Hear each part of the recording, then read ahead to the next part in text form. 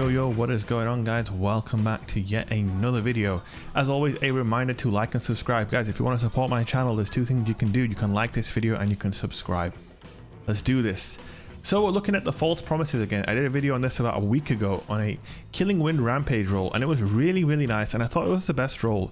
Then I happened upon a Killing Wind Zen Moment roll, and whilst it's not a 10 out of 10 god roll in terms of the other perks, like I had Flared Magwell, I think, as my magazine perk instead of Ricochet rounds. We did have Small Bore as a mag perk, so that was good. And then a Reload Masterwork. So really it was the magazine and the Masterwork we were missing. But basically, this thing I think is the best possible version of this weapon. I think, yes, Rampage is super nice, but Zen Moment on this gun is really like strangely like extra good, at least in my opinion. I don't know, dude. It's like once you start hitting that first bullet, every other bullet is destined to land. The way Zen Moment works, it increases the angle of your accuracy, or some sort of technical jargon that the guy said on the podcast. The Bungie dude went on Fallout's podcast, the firing range one, and he kind of explained how Zen Moment worked, and I kind of understood it, but I also kind of didn't understand it, so I'm not going to bother getting into it. But all I know is it makes this gun so buttery smooth seal of approval. That's right, I'm doing a weapon review on a gun review that I did like literally a week ago, but that's just because it really is that good to me, in my opinion. I don't think there's a high impact auto rifle in the game that comes anywhere close to feeling as good as this. I do kind of have my eye on that Last Wish auto rifle. I want to give that a try, that high impact Last Wish auto. I'm going to try and get my hands on one. Might do a Last Wish today over on my Twitch channel, twitch.tv/shake, by the way. So we're gonna see if I can get my hands on that. But yeah, this gun, it just feels so strong for an auto rifle, and it just genuinely, obviously this is gonna sound like a really dumb comparison because it's so obvious, but it's like the high impact hand cannon of auto rifles, because it's a high impact auto rifle. Listen, my brain's fried, okay? I don't know, but it just feels like you're doing so much damage so quickly in such a big chunk. And it's also a really good team shot weapon as well. Obviously right now in this lobby I'm in a rumble game, so no team shotting here, but the gun just, yeah, it just surprised me, man. Like, I'm a big fan of damage perks. Like, I love something like Rampage on a weapon like this, but I don't know, it just feels like you don't need it when you use this one, because if you're hitting all your crits, you're gonna melt people so quickly that you really don't need any more damage. You know what I mean? And every now and then I will get charged with light that will help me with that. And also, Killing Wind arguably is the more valuable perk on this weapon than a damage boost.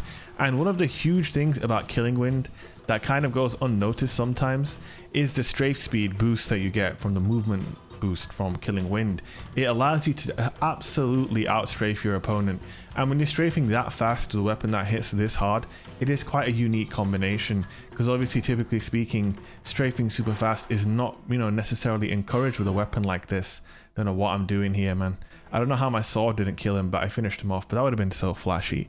I am kind of collecting sword clips slowly but surely, because I want to do like a Bleach themed mini montage type video, so keep an eye out for that in the future, by the way, guys. Just a little sneak peek. Couldn't finish the kill here though, but you can just see like the gun just feels effortless in my hands, really, this weapon. And with it being such an off meta weapon, there's no way anyone can say this is a meta gun. It just feels good to dominate lobbies with a gun like this, because obviously, you know, players are used to getting dominated by a couple of things right now in the Crucible: a 120 RPM hand cannon, Dead Man's Tail, and that's basically it as far as primary weapons go. I don't see anyone really using anything else other than those weapons. You might see a 140 hand cannon here and there. You can see the weakness here of this weapon is most certainly its in-air accuracy, and just general mobile play, apart from when you have Killing Wind, is not recommended. This archetype, like a lot of the other high impact archetypes, has an intrinsic thing built in where it's more accurate the more stationary you are. So in some situations, just posting up and staying perfectly still will give you insane amounts of accuracy, and you can just melt someone. And obviously that accuracy buff stacks with Zen Moment, and that could be what it is. At times I'll be perfectly stationary waiting for a target that I know is going to round the corner, and that is when maybe Zen Moment is stacking with that, and that's why it feels so good. But yeah, it feels really good, man. If you guys have ever liked using auto rifles or any sort of rifle weapon, or you're just looking for something that isn't a hand cannon, I really recommend not discarding one of these when you get one, which is what I did for the longest time. I would get loads of these and just auto dismantle them, because I don't know, I just, you know, I feel like everybody did that, right? Or does that. But then I decided, you know what, let me just give it a try. Actually, I got that rampage killing wind roll, and whenever I see those two perks together, it always makes me think, you know, it'll make this gun better than it is, so let's give it a try. And obviously after having tried that, by the way, this guy froze me and then I shot him in the head. Oh my god. And then after having tried that original roll and I got this one, I was like, you know what, let me give it a try, because I know this is a good gun, having already used it with a different roll. So that's exactly what I did, and I'm glad that I did, man. This gun feels very, very crispy, and a bonus point, it pairs up with the duality.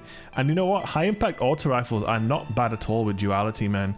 You pepper in like maybe just 2 or 3 headshots with this gun, you can switch to your duality and map them with a body shot, and it's honestly a better pairing than I would have thought. The only thing that makes it necessarily a weak pairing in shotgun terms is it's not very good in the air. The inner accuracy is pretty poor, and it's not a very, you know, very what's the right word here, a very agile weapon. It's kind of clunky, you know, like most high impact weapons in the game are pretty clunky. I think the only exception might be an adept igneous hammer with just absolutely jacked base stats maybe. Generally speaking, high impact weapons do feel clunky, especially after that quick draw nerf as well. But this weapon, clunky it may be, it is also very, very deadly, man. And I don't know, you'll just be surprised when you see yourself in a duel, especially like, okay, so there's one thing I'll tell you, and if you made it all the way to the end of the video and you don't know about this, it's gonna be a good tip for you if you're maybe a newer player. But if you know someone's using a hand cannon, and it's really on you to pay attention to what your opponent is using, right? So if you know that your opponent is using a hand cannon and he's a decent player, you don't want to engage him when he has ample amounts of cover nearby. If he's on a corner with a 120, don't engage him with an auto rifle. You're just not going to win that fight. He's going to dip in and out of cover and do massive damage to you while minimizing the amount of damage he takes. So what you want to do is really pay attention to your opponent's positioning. So if you catch a guy out in the open, it doesn't matter if he has a 120 hand cannon, he's screwed, because out in the open, there's no real way for him to disengage from your attack, and obviously that will work in your favor. That being said, you know, look, at the end of the day, metas are metas. Good players won't be caught out in the open that often, so it's up to you guys to do what you can. Hope you guys enjoyed the video. Don't forget to leave a like, comment, and subscribe, and I will see you guys in the next video. Peace.